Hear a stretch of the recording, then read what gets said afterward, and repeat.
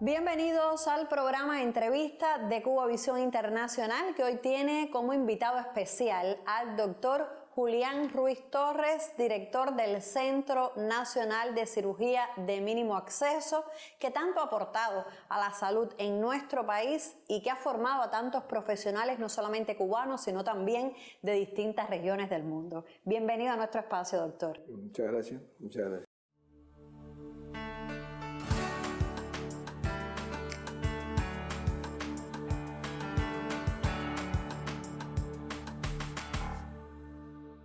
Estuve leyendo sobre la historia del centro, sobre la historia de la cirugía de mínimo acceso en nuestro país, y usted es un pilar fundamental, fundador de ese primer centro que no está ubicado en esta edificación, sino en el Hospital Calixto García. Nos emocionó muchísimo que el comandante en jefe Fidel Castro tuviera esa luz larga y esa visión de futuro de crear un centro, o de sugerirle a ustedes que crearan un centro de cirugía menos invasiva. Háblame de esos inicios, hágame un poco de historia, ¿cómo fue? Sí, pero antes de llegar ahí, el centro un poco que arrastra, por así decirlo, se nutre de unos trabajos que empezamos a hacer en el año 84 desde el punto de vista de la endoscopía intervencionista, que en ese momento en nuestra patria no se habían introducido ese tipo de técnicas. Habíamos regresado de Japón y creamos un grupo en su inicio en el Hospital Enrique Cabrera, que después se trasladó para el Hospital Joaquín Albarrán, donde tuvimos bastante éxito en el desarrollo y la introducción de técnicas complejas de cirugía endoscópica a través de los equipos de endoscopía flexible, que tengan en cuenta que nosotros somos especialistas en gastroenterología y lo que hacemos es endoscopía digestiva. Pero también teníamos la historia tan linda esa del Instituto de Gastroenterología cubano, donde había una escuela de laparoscopía de fama internacional, lo que nos situó en un momento determinado en una posición muy ventajosa en la introducción de las técnicas de cirugía de mínima invasiva. La cirugía mínima invasiva no comienza exactamente cuando en realidad se desarrolla todo el apoyo que dio la industria a la introducción de esta misma técnica en la cirugía general, sino que comienza mucho antes con los trabajos de los urólogos y lo de los gastroenterólogos y los reumatólogos, haciendo el intervencionismo, que no es más que en definitiva una forma de mínimo acceso. Y nosotros tuvimos la oportunidad coyuntural que en el año 91 nos entrevistarnos con el comandante y nos preguntaba sobre los conceptos de mínimo acceso. Le hablábamos, como yo te dije, que el mínimo acceso no era un salto de acrobacia peligroso, sino que era un producto del desarrollo de la ciencia y la técnica que ya se practicaban en algunas especialidades y que incluso llevaba elementos de enfoques diferentes a la cirugía convencional, donde la cirugía convencional se decía aquello de que a grandes cirujanos, grandes heridas. En esto era todo lo contrario, reducir todo lo que era la invasión al paciente para lograr el mismo objetivo. Le explicamos todo eso, le explicamos que en realidad, sin embargo, hay que reconocer que en el mundo el boom del mínimo acceso se dispara a partir de las primeras publicaciones de las primeras operaciones sobre la vesícula, que de hecho lo hicieron, al menos los que estaban reportados fueron ginecólogos, no eran cirujanos generales, para un detalle más. Y a partir de esa publicación la industria vio en realidad un filón y empezó a apoyar el desarrollo de este tipo de cirugía. Nosotros en esa fecha teníamos ya, en cuanto a cirugía general se refiere, algunas vesículas que se habían hecho en el Hospital Hermanos Almeida y en el Hospital Cimé, y nuestro grupo, que a la sazón se encontraba, un grupo ya muy profesional, en el Hospital Calixto García, trabajando la endoscopía terapéutica ya a mayor nivel, con alumnos y con una serie de perspectivas. Y entonces existía esa cosa de que se habían hecho las primeras vesículas, pero la filosofía de aquel entonces en cuanto a cirugía se refiere era que se pensaba que la vesícula era el último peldaño de una escalera y para nosotros era el principio de una escalera que se perdía en el infinito.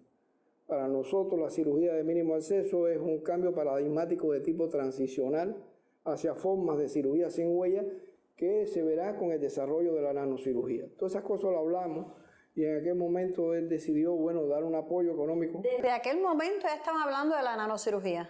Sí, de aquello hablamos, sí, cómo no. Hablamos eso, hablamos la necesidad de desarrollar e introducir, porque el país se va quedando rápidamente atrás. Los cambios hoy en día son logarítmicos, si se quiere, son cambios muy rápidos, la tecnología va adelante y da otras posibilidades. Entonces dijo, vamos a crear este grupo adicional a los cirujanos, vamos a seguir en el Calixto García, vamos a crear un grupo en este lugar y vamos a entrenarnos suficientemente y a producir, mandar a los cirujanos a los mejores centros del mundo. De hecho, los líderes de nuestra institución se han entrenado después de haber sido graduados como especialistas y tener todo el aval del trabajo de nuestro país. Se fueron a perfeccionar en países como Francia, con los cuales tenemos... Estuve leyendo el currículum de los especialistas de acá. Incluso hemos mandado médicos nuestros a Mount Sinai de Nueva York, al hospital Jackson de Miami, que se interrumpió con las nuevas medidas de bloqueo que nos están afectando, por supuesto, pero ya nosotros incluso... A Europa también vi que han mandado. A Europa y a Japón. Sí, nosotros hemos mandado y mandamos y seguimos mandando a nuestros especialistas y sobre todo el programa de desarrollo de los jóvenes, especialistas a estos centros de mayor prestigio. Acaba de regresar un médico nuestro del IRCA, que es el centro de desarrollo más, a mi juicio, más importante en cuanto a mínimo acceso se refiere en el mundo. Y teníamos un intercambio muy dinámico con estos centros, incluyendo los Estados Unidos, por supuesto Europa, Japón, etcétera, etcétera. ¿Y cuándo llegan a esta instalación, a esta edificación? Bueno, en realidad se construyó un pequeño pabellón en el Hospital Calixto García, que hoy forma parte de del Centro de Geriatría, del Centro Nacional de Geriatría, y se construyó y se inauguró exactamente el 27 de julio de 1994 como centro de cirugía endoscópica del Hospital Calixto García. No fue hasta años después que se reconoció al centro con su individualidad como Centro Nacional de Cirugía de Mínimo Acceso, creo que fue el año 2003, después de haber arrastrado una serie de experiencias positivas en la formación, en el desarrollo, en la introducción de la formación de personal, sobre todo, que es uno de los objetivos principales del centro, en la formación de personal, en la introducción de técnicas y sobre todo porque a Fidel le interesaba mucho eso, de formar personal y poner todas las técnicas a lo largo y ancho del país. O sea, que no solamente en La Habana se practica la cirugía de mínimo acceso, sino que en todo el territorio nacional, aunque este es el centro de referencia. Sí, nosotros llegamos a tener, ahora ha sido muy dañado por todas estas cuestiones de la epidemia, de bloqueo, todas esas series de cosas, pero nosotros llegamos a tener a lo largo y ancho del país 119 servicios de especialidades que utilizaban el mínimo acceso en alguna de sus formas, digamos, otorrinos, ginecología, cirugía general, 119 servicios en todo el país.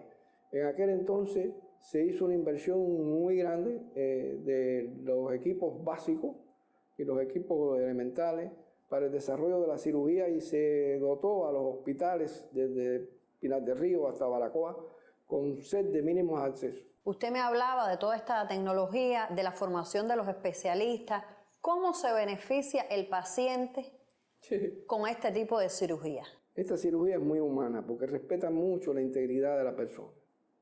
Es una cirugía que trata de lograr el objetivo que se obtiene con la cirugía convencional, pero tratando de abordar el área afectada con el menor daño posible.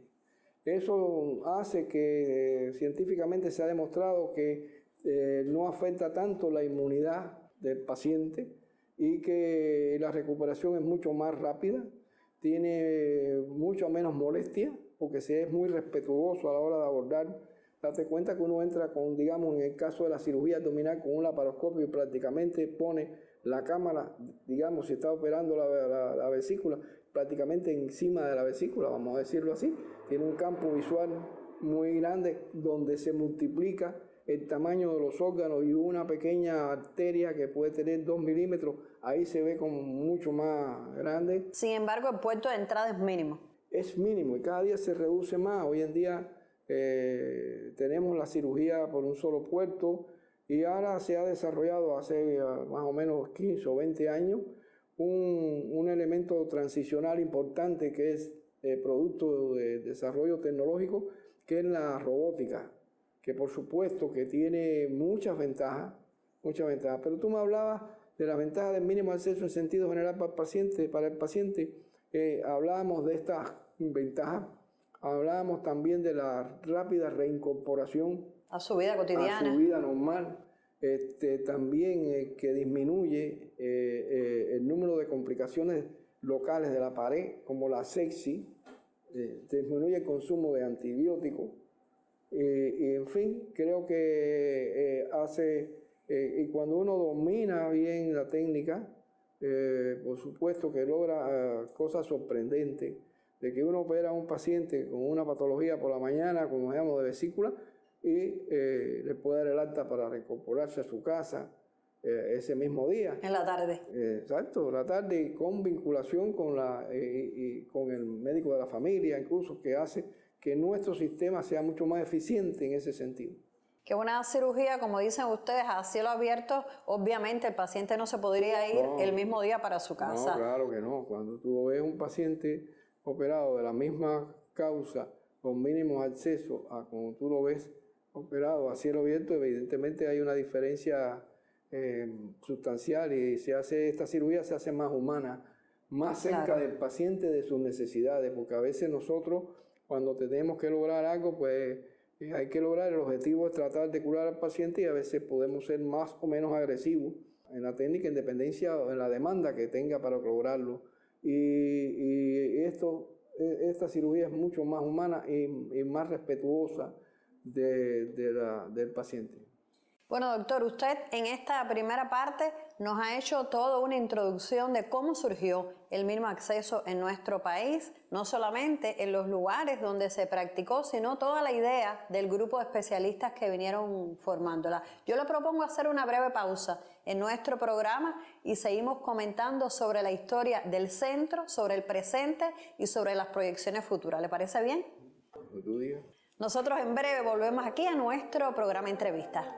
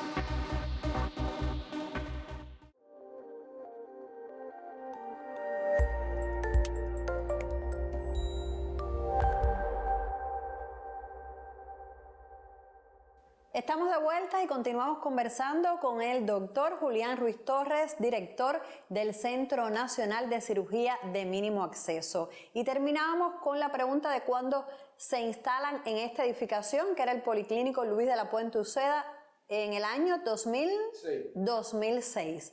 Bueno, doctor, se han formado, como usted ya indicaba en la primera parte, muchos especialistas, no solamente aquí en el centro, han recibido entrenamiento en el exterior, pero también tengo entendido que hay médicos extranjeros que han hecho sus estudios acá en Cuba, que han recibido cursos de posgrado y de entrenamiento en el centro. ¿Ha sido así? Sí, el centro tiene un centro, valga la redundancia, de entrenamiento, que está al frente, que tiene la más moderna técnica para entrenamiento. Consta de un teatro y un área, un laboratorio de entrenamiento y una biblioteca bien dotada. El centro tiene una alta demanda de toda el área, sobre todo lo que es México y todo Centroamérica y la América insular, para recibir entrenamientos en nuestras diferentes especialidades. Tenemos un programa muy serio de entrenamiento y hemos logrado un volumen de médicos importantes que han venido aquí a formarse en cirugía de mínimo acceso. Me ha hablado de varias especialidades. ¿Cuántas, por ejemplo? ¿Cuáles son? Nosotros tenemos 11 especialidades en realidad. Las más importantes, la cirugía general, que es la básica de la cirugía general, la urología, donde se practica técnicas urológicas de cirugías complejas, incluyendo del cáncer, la cirugía ginecológica, que creemos que somos referencia en el área de la cirugía, incluso oncológica también, de cirugía ginecológica. Tenemos una experiencia que puede competir a nivel internacional. La otorrinolaringología, tenemos la cirugía plástica, la cirugía reconstructiva, tenemos la neurocirugía, la endoscopía digestiva intervencionista, la radiología intervencionista con unos equipos. El hospital está muy bien dotado. Es un hospital pequeño, pero donde se concentran bien los recursos, bien distribuidos. Tenemos tomógrafos, tenemos angiógrafos. Hoy en día incluso están trabajando en una embolización de algún paciente especial. Se tiene mucha experiencia en ello. Y bueno, la anestesia y algunas especialidades de apoyo, como el laboratorio clínico, la microbiología, la anatomía patológica. O sea, el hospital tiene todo esto. O sea, que además de toda esta amplia gama de especialidades y de tecnología que usted me ha hecho referencia, sí, además, por supuesto, de la calidad de los médicos que trabajan acá, ¿usted piensa que Cuba se puede decir que está a la vanguardia en la cirugía de mínimo acceso, a pesar de todas las limitaciones que tenemos nosotros desde el punto de vista económico, desde el punto de vista del bloqueo que no se puede dejar a un lado? Mira, la cirugía de mínimo acceso es muy dependiente de tecnología. En un momento determinado el país, sí, como yo te dije, se distribuyeron equipos desde una punta hacia la otra y el desarrollo fue muy importante. Hoy en día es posible que, por ejemplo, nosotros necesitemos algunos otros elementos tecnológicos que nos puedan poner muy a la vanguardia en ese sentido. Aunque lo que podemos decir que la cirugía laparoscópica, si se pudiera poner el término convencional, podemos decir que la experiencia de Cuba puede competir con cualquiera en ese sentido. Sí, porque hay muchos países, disculpa que lo interrumpa, he estado leyendo sobre el tema y me llama la atención que consideran que la cirugía de mínimo acceso es una cirugía del futuro, no del presente. Yo creo que hace mucho tiempo que Cuba tiene a la cirugía de mínimo acceso como una cirugía del presente, del hoy. Cuba ha hecho una gran inversión en mínimo acceso y hay que tratar de recuperar algunas cosas que se perdieron durante este periodo que se ha limitado su uso. Y Cuba tiene lo más importante, que es la accesibilidad a los servicios de mínimo acceso, que no lo tienen todas las naciones que nos rodean. A veces el mínimo acceso en algunos lugares está muy limitado a aquella gente que pueden pagar lo que se desea. O a una espera muy prolongada para hacer una determinada operación. Y Cuba, como tiene esa accesibilidad de todo el mundo, mínimo acceso, hace que nuestros médicos tengan una gran experiencia en relativamente muy corto tiempo. Porque como todo el mundo puede llegar a recibir ese tratamiento, pues eso es motivo. Y la experiencia de Cuba es muy importante. Pero sí, nosotros nos hace falta tecnología, que hemos tratado de adquirirla. O sea, nosotros para estar en la vanguardia necesitamos la robótica. digamos. Allá iba porque me mencionó al inicio la nanotecnología, la robótica. ¿Cuánto nos falta por llegar a ese desarrollo óptimo al que usted aspira? Bueno, nosotros desde hace 3 años, 3 o 4 años, tuvimos incluso el dinero necesario para comprar el robot, pero la robot la produce Da Vinci, que era el robot más aceptado por el mundo médico. Lo produce la Intuitive Surgical de los Estados Unidos, y a pesar de que hemos estado en contacto con ellos, de los cuales nosotros tenemos guardados todos los correos y todas las comunicaciones, nos decían que no era Cuba, no estaba dentro de los planes de ellos para venderle un robot, y todo el mundo sabe cuál es el problema que existe, ¿no? Ellos son los dueños de esa tecnología. Ahora, sí te puedo decir que la cirugía, el cirujano nuestros médicos, nuestros especialistas que manejan el mínimo acceso, sí están a la vanguardia a nivel internacional y con una experiencia muy vasta en lo que están haciendo y con una gran seguridad. Aquí todos los técnicos están dentro de un estricto protocolo. Estamos nosotros ya trabajando sobre las normas ISO, y creemos que nuestro país tiene una gran experiencia en mínimo acceso. Solo nos basta la obtención de ese equipo, que no nos lo venden.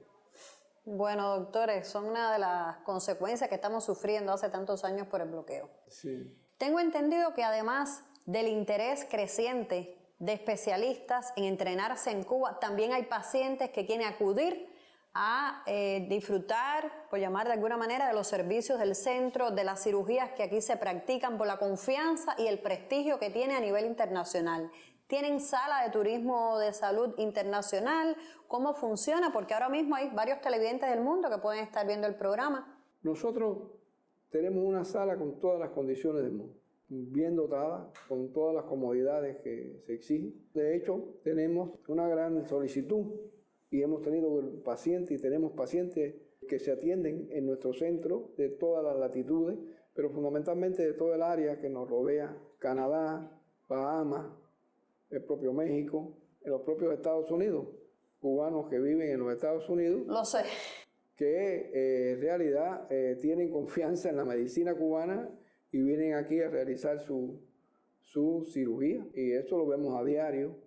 Y aquí tú sabes que nosotros practicamos la cirugía, la asistencia médica internacional, pero no es con el ánimo especulativo y con el ánimo por supuesto que tenemos que cobrar, pero no es lo mismo los precios que tenemos nuestros en relación a la calidad del médico y a la experiencia que tienen nuestros médicos. Porque, como decíamos anteriormente, tienen una gran experiencia porque manejan una gran cantidad de casos. ¿Qué le da destreza, claro? Claro, y un médico de nuestro que tiene ya 20 años practicando el mínimo acceso, si fuera a trabajar en un país de otro tipo de economía, pues ni se sabe cuánto habría que pagar. Y sin embargo, ese mismo médico entra dentro de los precios que da el Estado, que están regulados y que no solamente buscan la manera de ganar algo para poder mantener esa técnica, para poder seguir operando y mantener la accesibilidad de nuestro pueblo al mínimo acceso. Doctor, por las fechas que usted me ha dado, calculo que más de 30 años lleva dedicándose a esta labor. Al principio me imagino que haya costado un poco de trabajo y que haya habido cierta resistencia al cambio. ¿Cree usted que valió la pena comenzar en este gran empeño? Yo creo que sí. Si yo me remonto al año 84, cuando yo ponía los equipos en mi carro, en nuestro auto, y nos íbamos a los hospitales a buscar pacientes como Enrique Cabrera, después en el Albarrán, si yo veo y miro alrededor lo que hemos logrado, verdaderamente como colectivo me refiero, creo que uno se debe sentir orgulloso de estar en ese colectivo. Mi colectivo es muy profesional, muy bien formado, y creo que la cultura de nuestro país en salud, en conocer, ya hoy en día nadie quiere en nuestro país operarse a cielo abierto. Todo el mundo pregunta, y eso no se puede hacer por mínimo acceso. Entonces creo que sí, que se han logrado cosas importantes. Hemos tenido que luchar contra personas bien intencionadas que son portadores del paradigma que va siendo sustituido poco a poco. Y creo que el centro o el colectivo en realidad se ha ganado un espacio importante dentro de las instituciones de salud del país, y creo que eso Y cuando uno mira a los pacientes y uno ve que salen con una sonrisa y ese agradecimiento, creo que valía la pena eso. No, además, a pesar de que estamos en un centro hospitalario, porque decidimos hacer esta entrevista aquí, en su espacio, donde usted labora día tras día, se siente una energía positiva desde que uno entra aquí. Desde la persona que nos recibe, los médicos con los que nos encontramos, las enfermeras, el personal auxiliar, y creo que eso vale la pena, trabajar y sentirse realizado donde uno está. ¿Qué sueño le queda por cumplir al doctor Julián? Mira, nos hace falta revitalizar los servicios del país. Nos hace falta adueñarnos de la robótica. Nosotros con la robótica vamos a hacer maravillas. Nuestros muchachos con los instrumentos que tenemos, que son muy buenos, por supuesto, porque además te estoy diciendo que los equipos que aquí tenemos son de firmas de reconocido prestigio internacional y tenemos una cantidad de equipos de alta calidad. Yo creo que, sin embargo, nosotros, a mí me gustaría revitalizar en el menor tiempo posible toda la oferta que tenía este país antes de la pandemia, antes de esta situación, revitalizar los grupos de cirugía de mínimo acceso. Eso es lo que yo quisiera. Y lo otro es cada día tener más jóvenes en el hospital que puedan adueñarse de los conocimientos de aquellos líderes que fueron al extranjero y recibieron toda esa compleja madeja de experiencias y poderlos dejar, porque verdaderamente sí necesitamos eso, muchos jóvenes, y revitalizar los servicios del país y obtener la robótica. Si ellos no nos quieren vender el robot, quizás tendríamos que ir pensando en obtener un robot que quizás no sea tan complejo, o sea, no sea tan eficiente como el otro, pero que en las manos de los médicos cubanos cualquier cosa se hace eficiente.